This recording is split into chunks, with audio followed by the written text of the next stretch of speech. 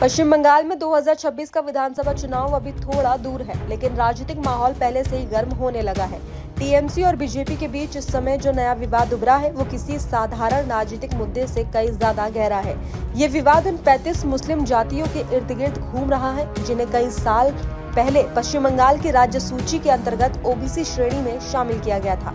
ये मुद्दा फिर से राष्ट्रीय फलक पर आ चुका है, क्योंकि केंद्र सरकार, राष्ट्रीय पिछड़ा वर्ग आयोग और राज्य सरकार तीनों इस पर अलग अलग तर्क दे रहे हैं। राजनीतिक दलों की बयानबाजी और एक्सपर्ट्स की टिप्पणियां इस विवाद को और ज्यादा जटिल बना रही हैं। तो वहीं इस पूरे विवाद की पृष्ठभूमि को समझने के लिए साल 2014 के आसपास की घटनाओं को जानना आवश्यक है। राष्ट्रीय पिछड़ा वर्ग आयोग ने 2014 के लोकसभा चुनाव से ठीक पहले पश्चिम बंगाल में ओबीसी श्रेणी में शामिल की गई 37 जातियों की समीक्षा की।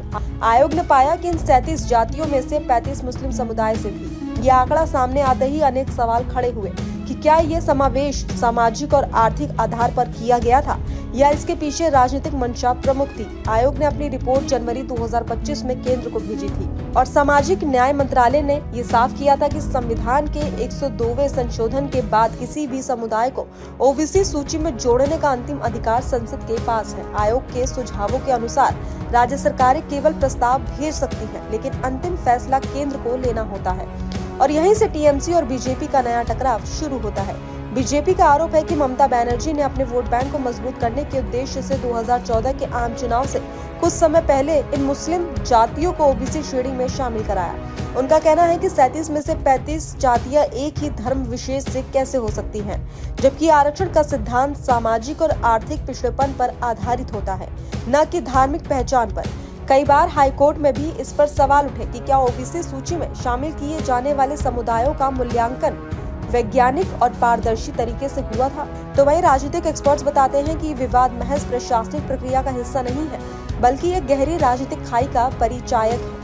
पश्चिम बंगाल वो राज्य है जहां मुस्लिम आबादी लगभग 30% है और इस समुदाय की राजनीतिक भूमिका बेहद निर्णायक मानी जाती है। टीएमसी ने लंबे समय से इस समुदाय के साथ एक मजबूत राजनीतिक संबंध बनाए रखे हैं और उसके समर्थन से पार्टी ने पिछले कई चुनावों में बढ़त हासिल की है।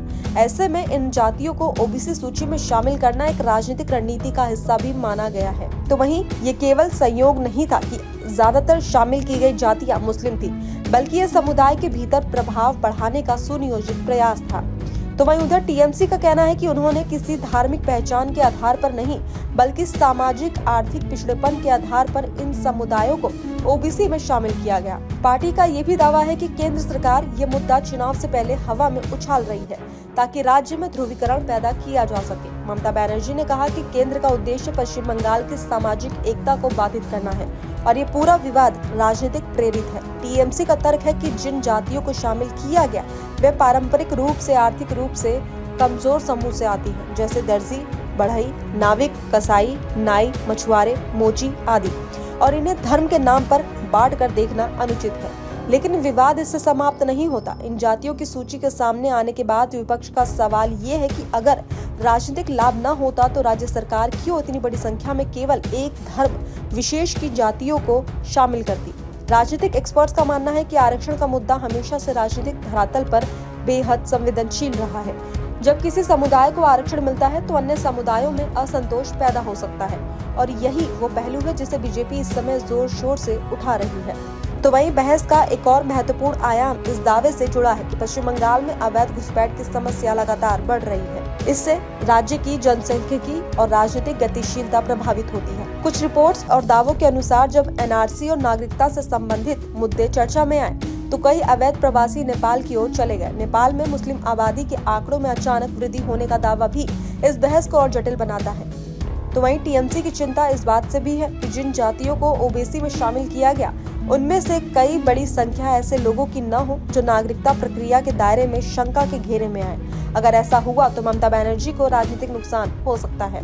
तो वहीं इस विवाद के बीच एक और बड़ा प्रश्न उठता है, क्या मुसलमानों में जातियां होती हैं? अक्सर ये कहा जाता है कि मुस्लिम समाज में जाति भेद नहीं होता, लेकिन सामाजिक एक्सपर्ट्स और इतिहासकारों का स्पष्ट मत है कि भारत में मुस्लिम समाज में भी पेशेवर और पारंपरिक समूहों के आधार पर जाति समान ढांचे मौजूद हैं। कई उपजातियां और सामाजिक समूह अपने अपने पारंपरिक पेशों के अनुसार पहचाने जाते हैं। इसलिए जब राज्य सरकार ने इन समूहों को ओबीसी के रूप में शामिल किया तो विरोधियों का तर्क था कि ये निर्णय सामाजिक पिछड़ेपन के वैज्ञानिक आंकड़ों पर आधारित था या फिर राजनीतिक लाभ के आधार पर। तो वहीं अब सवाल ये है कि क्या ये मुद्दा आगामी 2026 के चुनाव में मुख्य विवादों में से एक बनने जा रहा है। राजनीतिक एक्सपर्ट्स कहते हैं हाँ, क्योंकि ये विवाद धार्मिक पहचान, आरक्षण नीति, न्यायिक समीक्षा, केंद्र बनाम राज्य के अधिकार और वोट बैंक की राजनीति, इन सब को एक साथ जोड़ देता है। तो वहीं बीजेपी अब ये दावा उठा रही है कि राज्य सरकार ने अनुचित तरीके से आरक्षण दिया, जबकि टीएमसी कह रही है कि बीजेपी जहरीली राजनीति कर रही है। तो वहीं अंतिम निष्कर्ष यही है कि विवाद केवल नियमन या प्रशासन का मुद्दा नहीं है, ये भविष्य की राजनीति को गहराई से प्रभावित करेगा। अगर केंद्र सरकार इस समीक्षा को कठोरता से लागू करती है और कई जातियां ओबीसी सूची से बाहर हो जाती है तो इसका सीधा राजनीतिक नुकसान ममता बनर्जी को हो सकता है, खासकर उस समुदाय में जिसे टीएमसी का मजबूत आधार माना जाता है।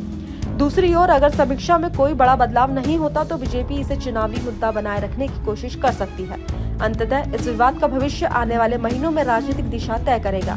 आयोग की रिपोर्ट, संसद में संभावित चर्चा, कोर्ट में उठने वाले प्रश्न, ये सब मिलकर पश्चिम बंगाल की राजनीति को आने वाले चुनाव तक लगातार उथल-पुथल में रख सकते हैं।